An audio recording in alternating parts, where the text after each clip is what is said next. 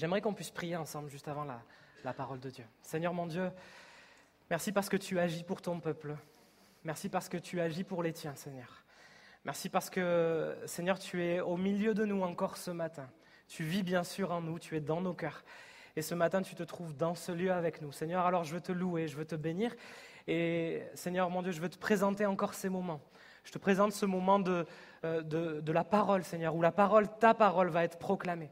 Je prie, Seigneur mon Dieu, pour que nous soyons ouverts à ta parole, Seigneur. Oh Seigneur, que ta parole puisse porter du fruit en nous. Emmène-nous plus loin, fais-nous avancer. On a tellement besoin de toi, Seigneur. Tellement besoin de toi et de ta grâce. Merci, Seigneur, parce que tu es là et tu es toujours là. Au nom de Jésus, j'ai prié. Amen. Amen. Le titre de mon message ce matin, c'est « Équipons-nous pour le combat spirituel ». Et en guise d'introduction, j'aimerais qu'on puisse regarder ensemble une vidéo de notre président de la République. Nous sommes en guerre sanitaire certes. Nous ne luttons ni contre une armée, ni contre une autre nation. Mais l'ennemi est là, invisible, insaisissable, qui progresse. Et cela requiert notre mobilisation générale. Nous sommes en guerre.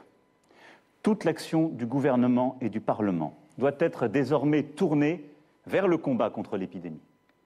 De jour comme de nuit, rien ne doit nous en divertir. Nous sommes en guerre. Nous sommes en guerre. Et je crois qu'il est impossible pour nous d'oublier ces paroles qui ont été dites en mars 2020. Et si je vous ai montré cette vidéo, ce n'est pas pour rien. C'est juste parce que ces propos, quand on s'arrête sur ces propos, ils illustrent tellement bien ce que nous pouvons vivre parfois, le combat spirituel. Et nous sommes en guerre, nous ne luttons pas contre une nation, mais l'ennemi est là, invisible, insaisissable, et il progresse. Et cela requiert notre mobilisation générale. De jour comme de nuit, rien ne doit nous divertir. Équipons-nous ce matin pour le combat spirituel. La Bible nous dit « Soyez sobres, veillez. Votre adversaire, le diable, rôde comme un lion rugissant, cherchant qui il dévorera. » Je me rappelle du 23 janvier 2016, la première fois qu'on a fait la louange avec le groupe Connexion, ici. C'était dans un grand rassemblement jeunesse de la région. Je ne vous raconte pas tout ce qui nous est arrivé la semaine qui a précédé cette réunion. Mais je vais quand même vous le dire, ne vous inquiétez pas. Toute notre équipe a été impactée par différentes problématiques. Personnellement, j'ai appris la veille du rassemblement que, donc c'était un vendredi soir à 17h, histoire de bien commencer le week-end, j'ai appris que l'entreprise dans laquelle j'avais été pendant plus de 2 ans en stage ne me gardait plus. Il ne me restait plus qu'une semaine avec eux. Et après cela, je devais partir. Ce n'était pas du tout prévu comme ça à la base. À la suite de mes études, j'avais eu un nouveau contrat avec eux, avec une période d'essai. Et en fait, à la fin de la période d'essai, finalement, ils m'ont dit « Au fait, tu pars dans 1 semaine ». Et je me souviens avoir littéralement pleuré devant mon responsable et devant la DRH parce que je ne m'y attendais pas du tout. Je m'y projetais à cette idée. Ceux qui ont été avec moi ont vécu également des situations qu'on pourrait vraiment qualifier d'exceptionnelles. L'un d'entre nous a vécu 2 décès dans sa famille la même semaine. Celle qui chantait avec moi était en train de perdre sa voix. Une autre personne avait eu des problèmes, des conflits relationnels avec ses amis. Un autre n'arrivait plus à dormir et vivait des insomnies cette semaine-là. Et c'était juste vraiment la semaine avant le rassemblement. Le rassemblement était le samedi et nous vivions toutes ces choses-là juste avant le rassemblement. On peut dire que parmi toutes ces choses, c'est des choses qui peuvent arriver. C'est des choses qui peuvent arriver. Et ça peut arriver même à tout le monde, c'est vrai. Mais ce qui, par contre, a été pour nous quelque chose de particulier, c'est que tout est arrivé la même semaine. Tout était là pour nous déstabiliser, pour nous rendre tristes, pour nous mettre peut-être même en colère. Tout était là pour nous mettre à terre et nous détourner. Vous pouvez demander à Linda, vous pouvez demander à Cédric, vous pouvez demander à Hervé. C'était Marie aussi, également, du Maine. C'était les personnes qui étaient avec moi dans cette équipe-là et qui ont vécu toutes ces choses-là. Il y avait bel et bien un combat spirituel. Et vous savez quoi ? On l'a gagné. Amen ? Durant cette semaine, on a pris le temps de se retrouver, bien sûr, pour répéter, mais pour partager la parole aussi, pour prier. Et même pendant une soirée, on a jeûné pour ces moments. Et on a gagné cette bataille. Moi, je crois personnellement qu'il y avait une réelle opposition, parce que cette réunion de jeunesse, le 23 janvier 2016, a été une réelle bénédiction pour toute notre région, pour tous ceux qui étaient là. La présence de Dieu y était tellement forte. Le temps d'appel, le temps d'engagement avait été vraiment fort, engageant, impactant. Et ce n'est pas tout. C'est depuis ce jour-là que Connexion Louange avait été officiellement appelée, en tout cas Connexion Louange, et que derrière on avait été invités de partout dans la région. ADN, Summer Camp, Sport et Foi, Impulsion Jeunesse, Marche pour Jésus, Bouge ta ville, etc., etc. Dieu avait un plan pour nous. L'ennemi a voulu nous faire peur, mais nous, on a été vainqueurs. Amen. On ne s'est pas relâché et on a gagné. Est-ce qu'on peut dire ensemble gloire à Dieu? Gloire à Dieu. Amen. Merci Seigneur. Ce matin, j'aimerais nous faire prendre conscience du combat spirituel. Nous faire prendre conscience que Satan, en fait, l'ennemi de nos âmes, a pour but de dévorer tout ce qui se trouve sur son passage. Il veut s'opposer à l'œuvre de Dieu et à la progression de l'Évangile. Alors il y a une bonne nouvelle, bien entendu, c'est qu'il a déjà été vaincu à la croix. Il a déjà été vaincu. Jésus a dépouillé les dominations, il les a livrées en spectacle. Alléluia, grâce à la croix. Mais le serpent, Satan, reste toujours actif, encore aujourd'hui, jusqu'à qu'il soit précipité un jour dans les temps de feu. Et dans ce laps de temps, il s'agite, il essaye de nous faire perdre du temps, il nous divertit. Mais il sait très bien qu'il est appelé à perdre. D'une part, on est protégé du Seigneur, c'est vrai, en tant qu'enfant de Dieu, mais d'une autre part, cela ne nous immunise pas face au combat spirituel. On doit en avoir conscience et lutter contre les forces du mal. Et vous savez, il y a un passage, bien sûr, qu'on connaît très bien et qu'on va lire ensemble ce matin. Un passage bien connu dans les Écritures, dans lequel l'apôtre Paul s'adresse aux Éphésiens depuis sa prison. Et il les encourage à revêtir des armes, et même plutôt d'une armure avec laquelle ils pourront résister et tenir ferme face à l'ennemi. Et ces armes-là, cette armure-là, elle est encore disponible pour nous aujourd'hui. Dieu veut que nous combattions avec cette armure-là. Elle est pour nous. Et peut-être que vous vous en rappelez, lorsqu'on a parlé de l'église d'Éphèse, la ville d'Éphèse, c'était une ville hyper chargée spirituellement, centre du paganisme, capitale de l'occultisme et des pratiques anciennes magiques. C'était une ville vraiment chargée spirituellement. On y trouvait également le temple d'Artémis, qui était le plus grand et le plus fréquenté de l'Antiquité, une des merveilles du monde. Et c'est là-bas que Paul y a annoncé l'évangile et il a enseigné pendant 2 ans. Et lorsqu'on lit entièrement l'épître aux Éphésiens, l'apôtre Paul il parle des bénédictions de Dieu qu'on peut trouver en Jésus, de l'unité des païens et des juifs au travers du salut en Jésus, de l'amour immense du Seigneur, de la sainteté des devoirs domestiques. Et là, à la fin, il conclut par ce passage qu'on va lire ensemble. C'est la conclusion de la lettre aux Éphésiens. Éphésiens chapitre 6, versets 10 à 18. Au reste, ça veut dire en conclusion, enfin, fortifiez-vous dans le Seigneur et par sa force toute puissante. Revêtez-vous de toutes les armes de Dieu, afin de pouvoir tenir ferme contre les ruses du diable, car nous n'avons pas à lutter contre la chair et le sang, mais contre les dominations, les autorités, les princes de ce monde de ténèbres, contre les esprits méchants dans les lieux célestes. C'est pourquoi prenez toutes les armes de Dieu, afin de pouvoir résister dans le mauvais jour et tenir ferme après avoir tout surmonté. Tenez donc ferme, ayez à vos reins la ceinture, la vérité pour ceinture. Revêtez la cuirasse de la justice. Mettez pour chaussure à vos pieds le zèle que donne l'évangile de paix. Prenez par-dessus tout le bouclier de la foi, avec lequel vous pourrez éteindre tous les traits enflammés, les flèches du malin, de l'ennemi. Prenez aussi le casque du salut et l'épée de l'esprit qui est la parole de Dieu. Faites en tout temps, par l'Esprit, toutes sortes de prières et de supplications. Veillez à cela avec une entière persévérance et priez pour tous les saints. Et tout le monde dit Amen. Amen. Le thème de ce passage, il est dit, il s'agit du combat spirituel. Et le but de ce passage, qu'est-ce que Paul veut dire là? Il veut encourager les chrétiens à s'équiper des armes que Dieu met à notre disposition. Pourquoi faire? Pour tenir ferme contre les ruses du diable, parce que l'ennemi est rusé, et pour résister dans le mauvais jour et tenir ferme après avoir tout surmonté, comme il est écrit au verset 13. J'aimerais commencer ce matin déjà en expliquant le combat spirituel. Le combat spirituel, c'est quoi? Le pasteur Emmanuel Maenen le résume comme ceci dans son livre sur le combat spirituel. Il va dire, c'est facile, c'est l'opposition que le chrétien ou celui qui s'approche de Dieu va rencontrer face aux puissances du mal. Ok? Et il le classe en 3 grands niveaux. C'est d'abord un combat contre nous-mêmes, un combat contre la chair, contre le péché. C'est un combat également au niveau du renouvellement de notre intelligence. Nous devons être transformés pour marcher de victoire en victoire, de progrès en progrès. Nous devons être transformés. Soyez transformés par le renouvellement de votre intelligence. Soyez transformés par l'esprit. Pour avancer, grandir, on a besoin de remplacer des fois ce que nous avons appris pour les choses de Dieu. Et c'est aussi, et enfin, un combat contre les puissances des ténèbres qui cherchent à nous séduire et nous détourner des voies de Dieu. J'ai noté ce matin, c'est mon premier point, 3 erreurs que l'on peut rencontrer au niveau du combat spirituel. Et bien entendu, ce n'est pas exhaustif, mais c'est peut-être les 3 plus grandes. La première erreur, la plus grande que nous pouvons rencontrer dans le combat spirituel, c'est de manquer d'équilibre. C'est de manquer d'équilibre. Le manque d'équilibre biblique. Certains mettent derrière chaque péché, derrière chaque conflit, chaque problème, chaque trait de caractère, des démons qu'il faudrait chasser.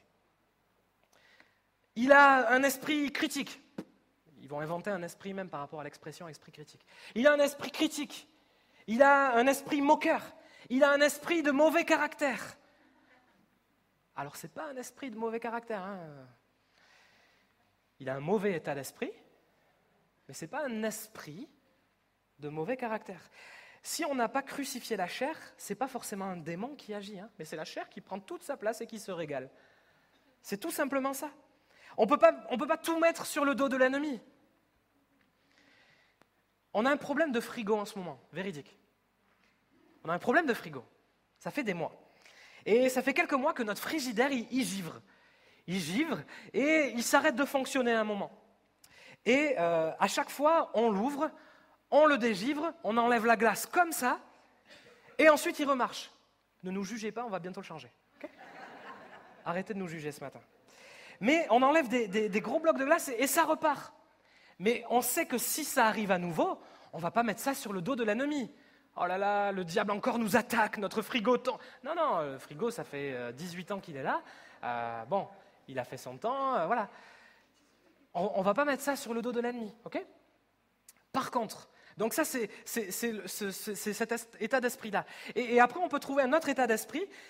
D'autres personnes ignorent complètement le monde spirituel. Je parle des chrétiens, je ne parle pas des ignorants. Les ignorants, ils sont ignorants. Moi, je parle des chrétiens. D'autres, et parfois nous, surtout le monde occidental finalement, qui ont grandi par la raison, ont grandi par la logique, on est un petit peu cartésien quand même finalement dans notre pays et en Europe généralement. Et on croit qu'on ne rencontre aucun problème contre les forces du mal, aucun problème contre les puissances démoniaques, la puissance des ténèbres, et on vit dans le monde un petit peu des bisounours.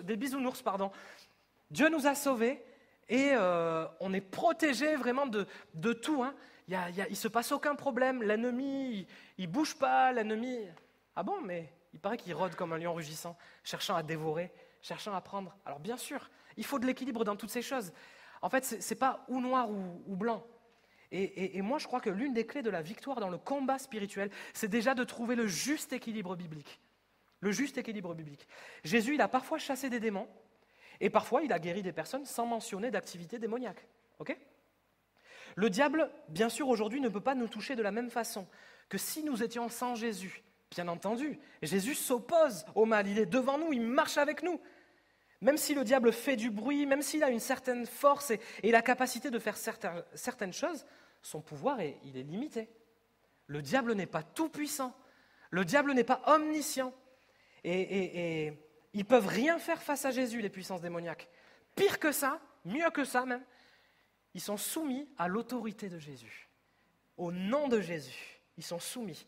Pas au nom de Jésus comme une formule magique, au nom de Jésus dans le sens de l'autorité qu'il y a dans le nom de Jésus. Et si le Seigneur leur dit stop, ça part directement. Si le Seigneur leur dit stop, ça s'arrête, parce que Dieu a de l'autorité, Jésus a l'autorité. Et si Dieu nous demande de lutter contre eux, c'est parce que nous avons la capacité et l'autorité suffisante en Jésus pour pouvoir lutter contre eux. Ensuite, encore un équilibre. L'ennemi ne va pas s'insérer là où il n'y a pas de brèche. Il ne peut pas. Il n'est pas omniscient, comme je l'ai dit, ni omnipotent. Par contre, il peut sans problème s'infiltrer dans les portes que nous pouvons laisser ouvertes parfois dans nos vies. Un non-pardon, une colère, une addiction. D'ailleurs, dans la colère, vous vous souvenez de ce verset, quand vous mettez en colère, ne péchez pas, ne donnez pas accès à qui ? Au diable. Ne donnez pas accès au diable. Et en fait, le diable n'a d'emprise sur nous que sur ce que nous lui permettons d'avoir. Si nous veillons, nous prions, nous demeurons en Jésus, il n'y a pas de porte ouverte à ce que l'ennemi vienne et nous fasse du mal. Donc il ne faut pas voir le diable partout, mais il ne faut pas non plus le voir nulle part, et c'est la parole qui nous donne le juste équilibre biblique. Amen. Certains vont être mystiques, d'autres cartésiens, mais l'équilibre se trouve dans la parole et on a besoin de discernement. Amen. La deuxième erreur qu'on peut rencontrer dans le combat spirituel, c'est se tromper de combat. Éphésiens 6,12, le début, nous n'avons pas à lutter contre la chair et le sang, mais contre les dominations, les autorités, etc. Dieu nous encourage, je paraphrase, il nous encourage à ne pas lutter contre la chair et le sang, et nous rappelle même contre qui nous devons lutter. Qui est notre véritable adversaire ? C'est l'ennemi. C'est pas mon frère ou ma sœur. Le véritable adversaire, c'est l'ennemi. Et malheureusement, il arrive que parfois nous nous attachons beaucoup à ce que nos yeux voient. Et malheureusement, ce que nos yeux voient ne sont pas toujours la réalité spirituelle, ne sont pas toujours le reflet de la réalité spirituelle. On est concentré parfois sur des choses futiles, des choses où notre regard a l'attention, alors que nous devons nous concentrer sur des choses qui sont spirituelles.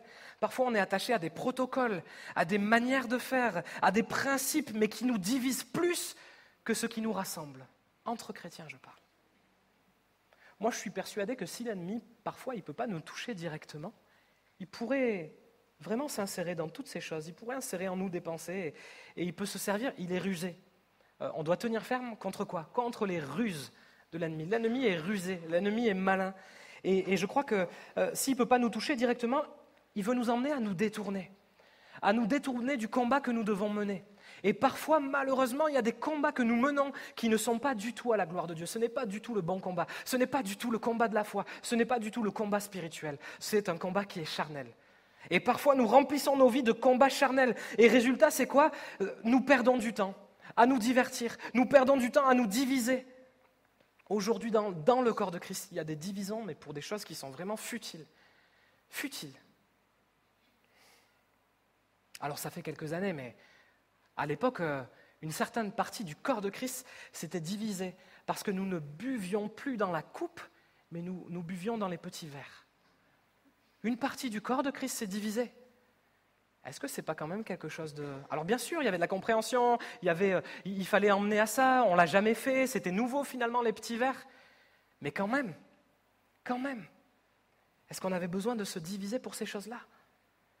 Il ne faut pas oublier que pour moi, l'ennemi de nos âmes, il cherche à nous diviser et à nous faire tromper de combat. Il veut qu'on se trompe de combat. Parce que lorsqu'on se trompe de combat, on est ailleurs. On est diverti, on est ailleurs. On ne combat plus le combat de Dieu. Une troisième erreur qu'on peut rencontrer dans le combat spirituel encore. Combattre par nos propres forces. 2 Corinthiens, chapitre 10, verset 4, dit que les armes avec lesquelles nous combattons ne sont pas charnelles. En fait, le combat spirituel, comme son nom l'indique, il n'est ni charnel, ni physique, il est spirituel. Donc c'est pour ça que toutes les armes que Dieu nous confie, elles sont spirituelles. Elles ne peuvent pas être charnelles. Les armes avec lesquelles nous combattons ne sont pas charnelles. Elles sont puissantes par la vertu de Dieu pour renverser des forteresses. Amen. Alléluia. Et combattre par nos propres forces, c'est une bien mauvaise manière de combattre. C'est certainement la solution la plus facile. C'est certainement la solution la plus naturelle, mais c'est aussi certainement la solution la moins efficace.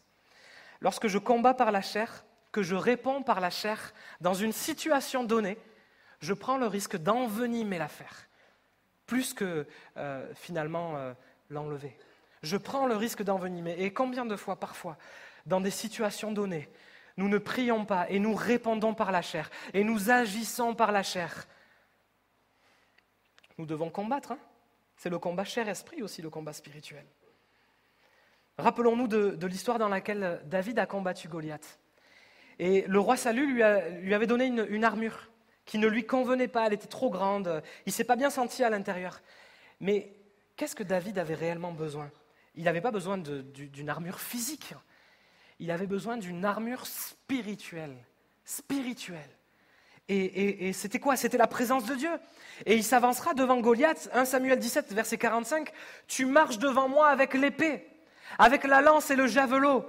Mais moi, je marche contre toi au nom de l'Éternel des armées, du Dieu de l'armée d'Israël que tu as insulté. » Moi, je préfère marcher avec le Dieu d'Israël. Je ne sais pas vous. En fait, le javelot, la lance et tout ça, ça ne sert à rien dans le combat spirituel. Paul, d'ailleurs, quand il parle de toutes ces choses, il prend les images. C'est une symbolique. Le premier verset dit clairement, que nous avons lu, verset 10, « Fortifiez-vous dans le Seigneur et dans sa force, et par sa force, toute puissante. Amen. » On ne peut pas compter sur nos forces à nous, mais par contre sur les forces du Seigneur, oui.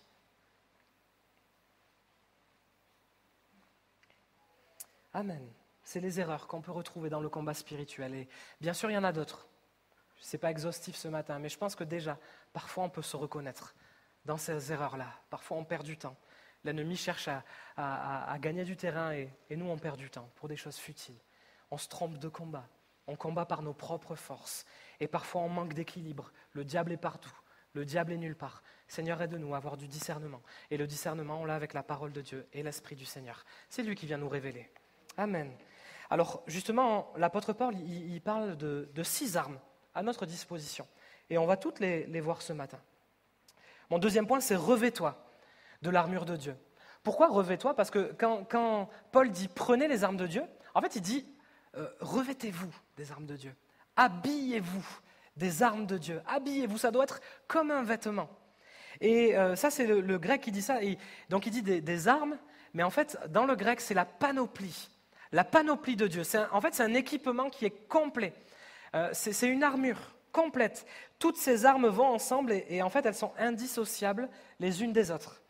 C'est un équipement complet pour résister et tenir ferme sans donner un quelconque accès au diable ou à ses émissaires. Alors, premièrement, on retrouve la ceinture de la vérité. Plus que la ceinture, bien entendu, vous l'avez compris, Éphésiens 6, verset 14. « Tenez donc ferme, ayez à vos reins la vérité pour ceinture. » C'est la vérité qui compte. C'est la vérité. Alors que le diable est le père du mensonge, nous devons connaître, croire et marcher dans la vérité. Et s'il y a des domaines dans lesquels nous n'arrivons pas à marcher dans la vérité, demandons au Saint-Esprit qu'il nous aide. Demandons au Saint-Esprit qu'il nous aide. Parce que sinon, ça va être une porte ouverte à ce que l'ennemi vienne et nous attaquer là-dessus. Jean 16, verset 13, « Quand le Consolateur sera venu, l'Esprit de vérité vous conduira dans toute la vérité. » On a besoin du Saint-Esprit pour marcher dans la vérité. Et peut-être que parfois on vit dans des mensonges. Parfois que peut-être il y a des mensonges qui sont là, qui nous tiennent. On croit des choses mais qui ne sont pas vraies. On croit des choses peut-être qu'on a dit sur nous. Ça a été peut-être une critique un jour que tu as reçue.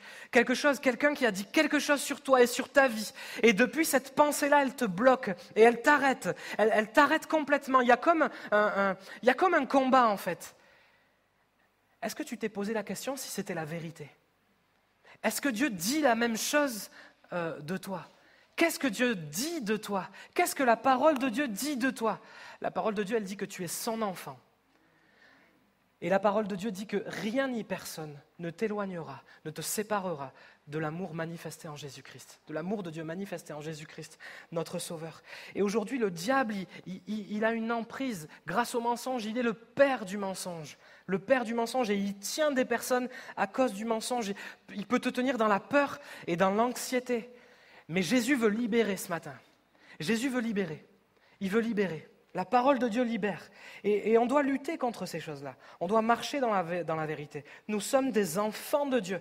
La parole de Dieu, c'est la vérité. L'Esprit de Dieu nous conduit dans la vérité et la vérité libère. Jésus est le chemin, la vérité et la vie. Jésus libère.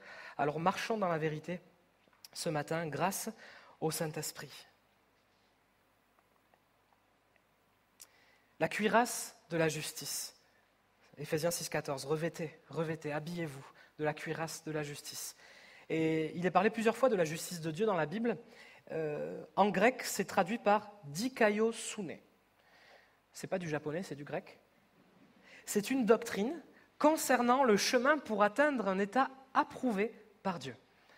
C'est l'intégrité, la vertu, la pureté de vie, la droiture des pensées et des actions correctes. Et dans ce contexte-là, il s'agit du fait de marcher dans la droiture et dans l'intégrité, tout simplement. De cette manière-là, l'ennemi ne peut pas nous avoir si on marche dans la volonté de Dieu, forcément. Si on marche dans le chemin où Dieu veut que nous marchions. Jésus nous encourage à ça. Matthieu chapitre 6. Cherchez premièrement le royaume et quoi ? Et la justice de Dieu. Et toutes ces choses vous seront données par-dessus. Seigneur, aide-nous à rechercher ta justice, mon Dieu. Nous voulons faire ta volonté, te plaire, t'adorer dans nos paroles, t'adorer dans nos actes, t'adorer, Seigneur, quand nous sommes réunis ici, t'adorer quand nous sommes au travail, par nos actes, par nos paroles, t'adorer quand nous sommes chez nous, tout seuls, lorsque personne ne nous voit. Aide-nous, Seigneur, à marcher dans le sentier de la justice. Les chaussures de zèle que donne l'évangile de paix. Éphésiens 6,15, mettez pour chaussure à vos pieds le zèle que donne l'évangile de paix. Beaucoup de ces armes sont issues du livre d'Ésaïe, vous savez. On retrouve la cuirasse de la justice, notamment les chaussures de zèle. On retrouve dans Ésaïe 52, verset 7, qu'ils sont beaux sur les montagnes, les pieds de celui qui apporte de bonnes nouvelles et qui publie la paix, de celui qui apporte de bonnes nouvelles, qui publie le salut, de celui qui dit à Sion, ton Dieu règne. Là, l'apôtre Paul, en fait, prend ce verset-là. Il parle de ça. Et en fait, on doit être zélés, nous, pour l'annonce de l'Évangile. On a reçu une bonne nouvelle. Lorsqu'on reçoit une bonne nouvelle, lorsqu'on se marie, lorsqu'on a un enfant, lorsqu'on a une maison, lorsqu'on a je ne sais pas quoi, lorsqu'on a une bonne nouvelle, on le dit. Alors pourquoi on va se taire lorsque Jésus est entré dans nos cœurs et dans nos vies ? C'est impossible. Le zèle doit être là. Le zèle doit être là. Le zèle, ce n'est pas l'extravagance. Le zèle, c'est la passion, c'est la chaleur, c'est le feu que Jésus met dans nos cœurs pour l'annonce de la parole de Dieu, l'annonce de ce qu'il a fait dans nos cœurs et dans nos vies. Amen. Amen. Est-ce qu'on est encore zélé pour le royaume de Dieu ? Est-ce qu'on est encore zélé, alléluia, pour que le royaume avance ? Seigneur, sers-toi de nous. Rien ni personne ne doit nous faire peur. Ce n'est pas un esprit de timidité que nous avons reçu, ni un esprit de peur, mais un esprit de force et de puissance. Amen. Alléluia. Alors fortifions-nous dans le Seigneur, comme le dit le premier verset que nous avons lu. Fortifions-nous dans le Seigneur et nous resterons chauds, dans le bon sens du terme, pour l'annonce de la bonne nouvelle. Que nous puissions commencer à partager la bonne nouvelle autour de nous. C'est impossible de ne pas la partager. Nous avons une bonne nouvelle, une bonne nouvelle. Dans notre travail, les gens doivent savoir ce qui s'est passé dans nos vies. On ne peut pas se permettre de ne pas le dire. Et parfois, on se permet de ne pas le dire, c'est vrai. Je n'ai pas dit à tous mes collègues de travail à l'époque que Jésus m'avait sauvé. Bien sûr, ils savaient tous que j'étais chrétien. Et quand on pouvait en parler, on en parlait. Mais nous ne devons pas refuser de parler de ce que Dieu a fait dans nos vies. C'est impossible. Nous pouvons libérer des gens grâce à cela. Jésus peut faire son œuvre grâce à cela. Alors soyons zélés, recherchons le zèle que nous donne l'évangile de paix. Recherchons le zèle. Ensuite, prenez sur vous, par-dessus tout, Éphésiens 6,16, par-dessus tout, le bouclier de la foi, avec lequel vous pourrez éteindre tous les traits, les flèches enflammées du malin. Et c'était à l'époque de la guerre. Vous savez, ils brûlaient des flèches, paf, ça tombait, et les guerriers, ils avaient des boucliers, et justement, ils arrêtaient les flèches enflammées. C'est l'image du guerrier, l'image d'une guerre spirituelle. Dès que nous entrons dans la vie chrétienne, nous sommes en guerre. Jésus s'est fait baptiser, tentation, direct. Le diable est venu le tenter, il lui a proposé 3 choses. Enfin, en tout cas, c'est ce qui est dit dans Matthieu. Nous sommes en guerre, nous devons le réaliser. Et la foi, c'est l'image du bouclier, en fait, qui vient éteindre et qui vient nous protéger de toutes les flèches enflammées du malin. La foi, c'est quoi ? La foi, c'est croire à la parole de Dieu. La foi, c'est croire que ce que Dieu promet, il peut aussi l'accomplir. Et je dois revêtir ce bouclier, je dois m'emparer de ce bouclier-là. Lorsque Adam et Ève étaient dans le jardin, ils ne se sont pas emparés du bouclier de la foi. Le serpent est venu et a inséré un doute dans leur cœur. Dieu a-t-il réellement dit ? Alors quand nous commençons à entendre ce Dieu a-t-il réellement dit, sortez, dégainez le bouclier de la foi. Il faut le prendre, il faut aller le chercher. Le bouclier de la foi, la foi vient de ce que l'on entend et ce que l'on entend vient de la parole de Dieu. Il faut dégainer le bouclier de la foi. Dieu a-t-il réellement dit ?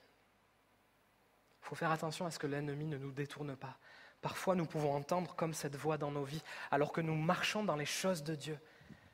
Non, mais est-ce que en fait Dieu a réellement dit que je ne dois pas faire ça ? Est-ce que Dieu a réellement dit que... Et là, on commence à mettre en doute. Et l'ennemi peut gagner du terrain grâce à ce doute qui va commencer à s'insérer dans notre cœur. Bouclier de la foi. Afin que l'ennemi ne nous détourne pas. L'ennemi ou la chair, hein. Je parle du combat spirituel en général. Hein. Parfois, c'est la chair qui nous détourne. Hein. Parfois, c'est nous-mêmes qui détournons les autres du chemin. Vous savez ce que Pierre a dit à Jésus ? Alors, Seigneur, quand même, tu ne vas pas aller à la croix. À Jésus, bouclier de la foi. Hein. Arrière de moi, Satan. En fait, les pensées que Pierre avait à ce moment-là, bien sûr, Pierre n'a pas été possédé à ce moment-là. Mais l'influence qu'il avait n'était pas bonne. Ce n'étaient pas des paroles. Jésus devait mourir à la croix. Et personne ne devait l'empêcher. D'ailleurs, rien ni personne ne l'a empêché. Jésus a gagné. Tout le monde pensait que Jésus allait mourir et que c'était la fin pour Jésus. Mais non, c'était le commencement. Gloire à Dieu. C'est là que tout a commencé pour nous s'il n'y avait pas eu la croix. Et là, Pierre, il a eu ces paroles-là. Et parfois, nous-mêmes, nous pouvons avoir des paroles. T'es sûr que tu dois faire ça ? T'es sûr que tu dois faire ça ? Allez, vous avez compris l'idée, je ne vais pas plus loin. Pierre va avoir aussi une révélation. On est équilibré et Pierre a été équilibré. À un moment donné, Jésus va dire, mais qui dites-vous que je suis ? Et Pierre va lui dire, mais tu es le Messie, le Fils du Dieu vivant. Tu as les paroles de la vie éternelle. Et Jésus va lui dire, en fait là, ce que tu sais, ça t'a été inspiré. Ça t'a inspiré de quoi ? De Dieu. Ça vient de Dieu. Ce que tu dis là, ça vient de Dieu. C'est conforme à ma parole. C'est ce que je suis réellement, le Fils du Dieu vivant, le Messie, et j'ai les paroles de la vie éternelle. Les paroles de Jésus sont esprit et vie. Et alors au plus je m'imbibe, je m'imprime de la parole de Dieu. Le but, ce n'est pas de connaître la parole de Dieu par cœur. Hein. Le but, c'est quand même de la comprendre. Bien sûr, je peux apprendre des versets, c'est bien. Mais ce n'est pas grave si je ne le redis pas par cœur. L'important, c'est de connaître le principe spirituel qui est associé au verset que j'ai voulu apprendre. C'est pas grave si je ne sais pas chercher premièrement le royaume et quoi déjà, la justice, afin quoi déjà Non, en fait, c'est pas grave ça, si on ne connaît pas par cœur. L'important, c'est que je dois mettre le Seigneur en priorité dans ma vie et le Seigneur s'occupera de ma vie. Je mets le Seigneur en priorité, je m'occupe des affaires du royaume, je m'occupe des affaires de Dieu et Dieu s'occupe de mes affaires. Et je n'ai pas à m'inquiéter d'ailleurs de mes affaires du coup, parce que c'est Dieu qui va s'en occuper. C'est la suite du verset dans Matthieu 6, on verra. Enfin, on ne verra pas, mais je veux dire, vous connaissez. Donc, au plus je m'imbibe de la parole, au plus je grandis dans ma foi. Et je ne permets pas à ce que l'ennemi vienne insérer quelques doutes ou quelques mensonges. Bam ! Oups, pardon. Bouclier de la foi. Bouclier de la foi. Ensuite, revêtez le casque du salut. Le casque du salut. Notre ancien pasteur Jacques Sémandy, il disait, le casque du salut, tu dors avec. Prenez aussi le casque du salut. Éphésiens 6, verset 17. Aucune puissance spirituelle ne peut nous enlever l'assurance de notre salut. Notre salut est le gage d'une espérance glorieuse en Jésus. Romains chapitre 8, versets 38 et 39. On va le lire ensemble. Car j'ai l'assurance que ni la mort, ni la vie, ni les anges, ni les dominations, ni les choses présentes, ni les choses à venir, ni les puissances, ni la hauteur, ni la profondeur, ni aucune créature ne pourra nous séparer de l'amour de Dieu manifesté en Jésus-Christ notre Seigneur. Amen. Alléluia. Le casque du salut protège notre tête. Il protège nos pensées. Il protège finalement ce qui est le plus important. Nos pensées, notre tête. Et nous devons toujours avoir cette espérance du salut. C'est le gage d'avancer avec le Seigneur. C'est une force dans nos vies. C'est une force, le casque du salut. Je reprends ce verset-là, 2 Corinthiens chapitre 10, versets 4 et 5. Les armes avec lesquelles nous combattons ne sont pas charnelles. Elles sont puissantes par la vertu de Dieu, pour renverser des forteresses. Et nous renversons les raisonnements. Nous renversons toute hauteur qui s'élève contre la connaissance de Dieu et nous amenons toute pensée captive à l'obéissance de Christ. Mettons le casque du salut afin que nos pensées soient protégées. Amen. Enfin, nous avons l'épée de l'esprit, qui est la parole de Dieu, verset 17, Éphésiens 6, 17. Et l'épée de l'esprit qui est la parole de Dieu. On sait que la parole, elle a un effet tranchant. La parole, elle tranche, c'est l'épée de l'esprit. Hébreux 4, 12, la parole de Dieu est vivante et efficace, plus tranchante qu'une épée quelconque à 2 tranchants, pénétrante jusqu'à partager âme et esprit, jointure et moelle. Elle juge les sentiments et les pensées du cœur. C'est sur la parole de Dieu que Jésus a été vainqueur sur Satan. Satan l'a tenté après son baptême, après son engagement. Jésus l'a fait fuir par la parole. Satan a même cité la parole de Dieu, mais Jésus l'a replacée dans son contexte. C'est pour ça que c'est important, finalement, de ne pas juste citer des versets. Bien sûr, c'est important de les apprendre, mais il faut les comprendre. On a besoin de comprendre, en fait, ce qu'on lit. C'est pour ça qu'on a besoin de passer du temps dans la parole, dans la méditation. On a besoin de passer du temps, et quand on ne comprend pas, Seigneur, viens me révéler ce qui est écrit. Viens me dire ce qui est écrit. Parce que ce sera une puissance pour ta vie. Ce sera une bénédiction pour ta vie de comprendre ce que tu lis. Et on ne comprend pas tout, c'est vrai, mais Seigneur, aide-nous à comprendre. Et Jésus, il a fait fuir Satan par la parole de Dieu. Il est écrit aussi, tu ne tenteras pas l'Éternel, ton Dieu. Vas-y, Jésus, tu peux sauter du toit. Non. Et des anges viendront te prendre, psaume 91. Non, il est écrit aussi, tu ne tenteras pas l'Éternel. Tu ne tenteras pas l'Éternel. Et donc Jésus a fait fuir Satan par la parole. Et c'est ça en fait, la parole, l'épée de l'esprit. Et c'est ce que Adam et Ève n'ont pas fait dans la tentation dans le jardin. Vous avez vu que c'est écrit, prenez l'épée de l'esprit, qui est la parole de Dieu. Épée de l'esprit et parole de Dieu. Et en fait, parole de Dieu et esprit de Dieu, en réalité, c'est indissociable. Normalement, cela doit être indissociable. Et parfois, on la dissocie. Et si je dissocie la parole de l'esprit, je peux tomber dans le mysticisme. Si je dissocie l'esprit de la parole, je peux tomber dans le pharisianisme, dans le légalisme. La lettre tue, mais l'esprit vivifie. Et j'ai besoin aussi d'avoir un équilibre, en fait, finalement. Quel équilibre? Pas un peu de parole, un peu de l'esprit, non, les deux ensemble. L'équilibre que la parole de Dieu me donne. Vous savez, c'est le week-end de la Pentecôte, là. Et on fête l'effusion du Saint-Esprit qui a eu lieu dans la chambre haute, il y a de ça 2000 ans. Gloire à Dieu. Saviez-vous que la fête de la Pentecôte, en fait, c'est une fête beaucoup plus vieille, c'est une fête juive, beaucoup plus vieille que ce jour-là, en fait. Comment elle s'appelle? Shavuot, qui veut dire semaine, et en hébreu. En fait, cette fête-là, lorsque les disciples étaient rassemblés dans la chambre haute, ils étaient 120, ils étaient tous rassemblés, mais il est dit qu'en fait, plusieurs autres peuples étaient là. Pourquoi ils étaient là? Pour la fête de la Pentecôte. Mais il n'y avait pas encore eu l'effusion du Saint-Esprit, donc on ne peut pas toujours associer la Pentecôte que à l'effusion du Saint-Esprit. Donc on le voit dans Actes chapitre 2, verset 1, ils étaient là rassemblés le jour de la Pentecôte. Mais c'est pourquoi en fait? Et en fait la Pentecôte, Pentecosté, ça veut dire 50 jours après Pâques. 50 jours en fait. Pentecosté, 50 jours. Et après quoi? Après Pâques. Après Pessah. Et c'est la seconde des 3 grandes fêtes juives. C'est pour ça qu'en fait il y avait du monde lors de la Pentecôte. Il y avait du monde parce que pour cette fête-là, ça célèbre le début de la saison de la moisson du blé. Et pas que. Il s'agit également de la fête du don de la parole de Dieu sur le mont Sinaï. Esprit, parole.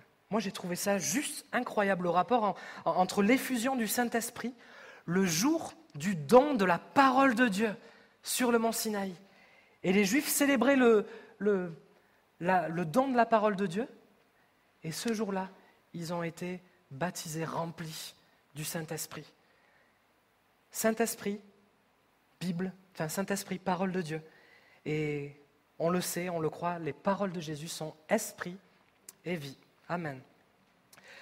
Mon dernier point, c'est celui-ci. Éphésiens 6, 18, la fin.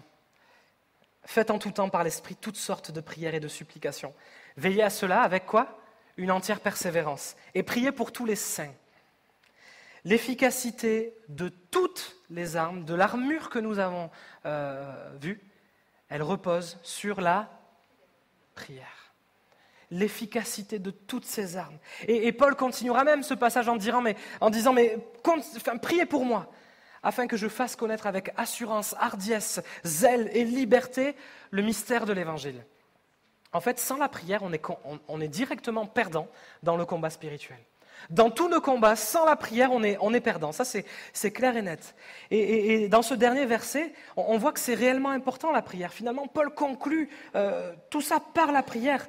Que ce soit parmi tous les combats que nous pouvons rencontrer au quotidien, que ce soit un combat contre les esprits méchants, contre les dominations, ou même contre ma chair ou contre le péché, la victoire se trouve dans la prière.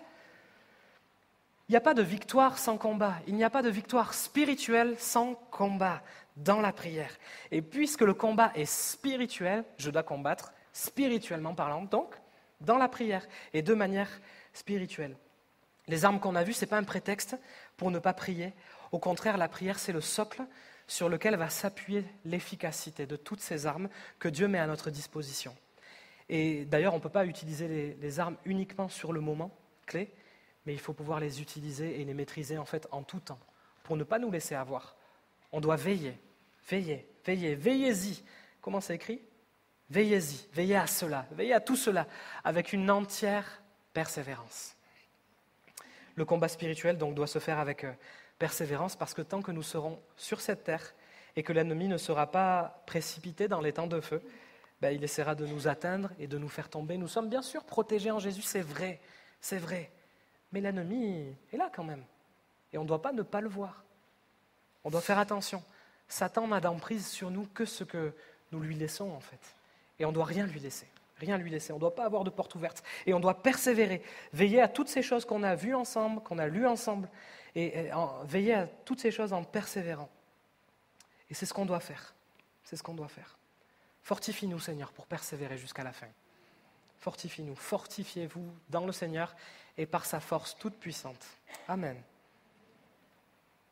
Vous avez vu que toutes ces armes qui nous sont données, elles sont pour quoi ? Est-ce qu'elles sont pour attaquer l'ennemi ? Est-ce qu'elles sont pour lui faire... Non. Elles sont pour quoi ? Elles sont pour résister. Quand on lit le texte, c'est écrit pour résister. Parfois, certains d'entre nous tombent dans un penchant qui est mauvais et se mettent à attaquer, je sais pas quoi. Mais non, on ne doit pas attaquer, je sais pas quoi. Nous devons résister et tenir ferme contre les ruses du diable. Résister et tenir ferme.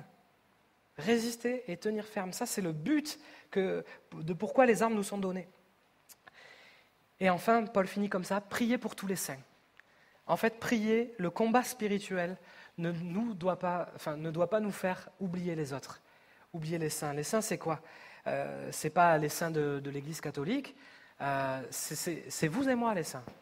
C'est les chrétiens, nous sommes l'assemblée des saints, l'assemblée de ceux qui ont été rachetés, justifiés, sanctifiés par le Seigneur Jésus, ceux qui marchent en nouveauté de vie. C'est l'assemblée des croyants. Et Paul là pose un équilibre dans la prière. Tu ne peux pas prier que pour toi. Priez pour tous les saints. Prie pour tous les saints. C'est important. On a besoin des prières les uns les autres. On est le corps de Christ. On est le corps de Christ. On a besoin de la main, on a besoin du pied, du nez. On a besoin de tout. De l'oreille gauche. On a besoin de tout. Donc pour nos besoins, bien sûr, mais aussi pour ceux des autres. On ne sait pas, mais peut-être il y a des personnes ce matin qui passent par des difficultés qui sont énormes. Énormes. Et on doit prier pour eux. Et la Bible dit, Galates 6:2, portez les fardeaux les uns les autres, et ainsi quoi ? Vous accomplirez la loi de Christ. On doit prier les uns pour les autres. Je conclus. En 2016 et en 2017, avec l'équipe de louange Connexion, nous avons fait la louange au concert de la Marche pour Jésus. Donc vous connaissez la Marche pour Jésus. Donc on l'a fait pendant 2 années d'affilée. C'est un événement d'évangélisation, une opération d'évangélisation dans laquelle nous sommes libres de partager notre foi. Extraordinaire, hein ? On est libre de partager notre foi. On peut témoigner officiellement et publiquement de notre foi. Des évangiles étaient distribués, la parole de Dieu était proclamée. Il y avait un message de la parole de Dieu. Et nous, on chantait des chants pour la ville de Marseille, que Dieu les aimait. Waouh ! Il y avait même de super témoignages suite à cette marche pour Jésus. En 2018, vous avez reçu un mail, pour ceux qui étaient là, comme quoi cette marche a été annulée 2 jours avant. La marche a été annulée, alors non pas pour des raisons contre Jésus, mais pour des raisons de sécurité, apparemment. En 2019, on nous a donné la possibilité de faire la marche pour Jésus, mais sans marcher. On avait eu juste un endroit où on avait pu faire un concert. Bon, c'était différent. En 2020, bon, vous savez pourquoi ça a été annulé, hein ? Ça a été annulé de partout. Et en fait, depuis, on n'a plus jamais réussi à en refaire une. Demain a lieu la Marche pour Jésus dans plusieurs villes en France. Le nom de Marseille a été enlevé. Marseille n'y est plus. Alors, qu'est-ce qui se passe ? On pourrait dire tout et n'importe quoi. Moi, je crois réellement qu'il y a un combat spirituel. Parce que quand je regarde, je vois que certains hommes politiques arrivent à faire des rassemblements sur le Vieux-Port sans problème. Quand je regarde, je vois que certaines communautés arrivent à faire des rassemblements et des marches sans problème. Et pour Jésus, on ne peut pas. Moi, je crois que si on comprend le combat spirituel et si on prend conscience du combat spirituel, même dans ces choses-là, je crois qu'on pourra vivre vraiment de belles choses dans notre ville et dans notre région. Amen. Amen. Et imaginons que nous réalisions qu'il y a un combat spirituel et que nous commençons à prier pour ça. Et que peut-être l'année prochaine, nous voyons que la marche pour Jésus revient de nouveau. Pourquoi on veut la marche pour Jésus ? On n'est pas là en train de... C'est pas pour faire... Enfin, c'est pas ça, hein, la marche pour Jésus. La marche pour Jésus, c'est juste une occasion extraordinaire de partager l'amour de notre Sauveur. L'amour et l'évangile, la bonne nouvelle. Si on prie pour le zèle, on doit prier également pour que les occasions soient là. Alors bien sûr, il n'y a pas que la marche pour Jésus. Bien sûr, ça ne doit pas nous empêcher. Mais on peut prier pour ça. On peut prier pour ces choses. Personnellement, moi je veux m'engager à prier pour Marseille, afin que l'atmosphère de la ville spirituelle, l'atmosphère spirituelle change dans notre région et dans notre pays. Amen. Jacques, chapitre 4, verset 7. « Soumettez-vous donc à Dieu, résistez au diable. » Ce n'est pas attaquer le diable, hein. Résistez au diable, et il fuira loin de vous. Soumettez-vous à Dieu, résistez au diable, et le diable fuira loin de vous. Ça, c'est ma part personnelle, c'est votre part personnelle de nous soumettre à Dieu et de résister. Et avec toutes ces armes, on pourra le faire, la vérité, tout ce qu'on a vu. Et bien sûr, on va avoir beaucoup d'équilibre dans ces choses-là. On ne lutte pas contre la chair et le sang. D'ailleurs, c'est marqué lutter. Hein. Lutter, ça veut dire quoi ? C'est un combat entre 2 combattants dans lequel chacun essaye de renverser l'autre. La victoire est acquise par le maintien de l'adversaire au sol, en lui mettant la main sur la nuque. C'est de ça que le verbe est tiré. Nous n'avons pas à lutter contre la chair et le sang, etc. Lutter, c'est ça. Et c'est maintenir l'adversaire au sol. Vous avez compris que mon message ce matin, c'était juste de nous faire prendre conscience du combat spirituel. Notre Église est le résultat, la suite de prières de combat, à cause qu'il y avait au niveau du combat spirituel. Douglas Scott est arrivé. L'Église, l'œuvre d'Aix-en-Provence a commencé. Et plusieurs pasteurs se sont succédés. Il s'est passé des choses vraiment très dures. Il y avait vraiment un réel combat spirituel quand je vois ce qu'il y a aujourd'hui. Gloire à Dieu, l'ennemi n'a pas gagné. Mais il y avait un combat spirituel. Si ça vous intéresse tout ce que je dis là, vous pouvez écouter la prédication du pasteur Fabio Morin qui était venu dans notre église en 2017. Vous tapez le combat spirituel, Fabio Morin, et il raconte l'histoire de notre église, l'histoire de l'église d'Aix-en-Provence avec les différents pasteurs qui se sont succédés. Il y avait un réel combat spirituel. Est-ce que vous pensez que le combat s'arrête comme ça ? Moi, je crois qu'on gagne des victoires, je crois qu'il se passe des choses, mais l'ennemi cherche encore à vaincre. Ok ? Alors que nous puissions tout simplement le réaliser. Fabio Morin avait pris tous ces faits qui s'étaient passés avec, bien sûr, l'aide du pasteur Lucien Vivier, que vous connaissez sûrement. Voilà. Est-ce qu'on pourrait se lever ce matin et demander au Seigneur tous ensemble de nous fortifier ? Fortifiez-vous dans le Seigneur et par sa force toute puissante, qu'il renouvelle nos forces, afin que nous puissions marcher avec l'armure qui convient et que la prière soit au centre de toute chose. Amen. Est-ce qu'on peut élever la voix ensemble ? Alléluia, Seigneur. On veut te louer, on veut te bénir, Seigneur, et on veut prendre conscience du combat spirituel. Déséquilibré dans ces choses. On ne veut pas voir le diable partout, Seigneur, mais on ne veut pas le voir non plus nulle part. Seigneur, aide-nous à prendre conscience du combat spirituel.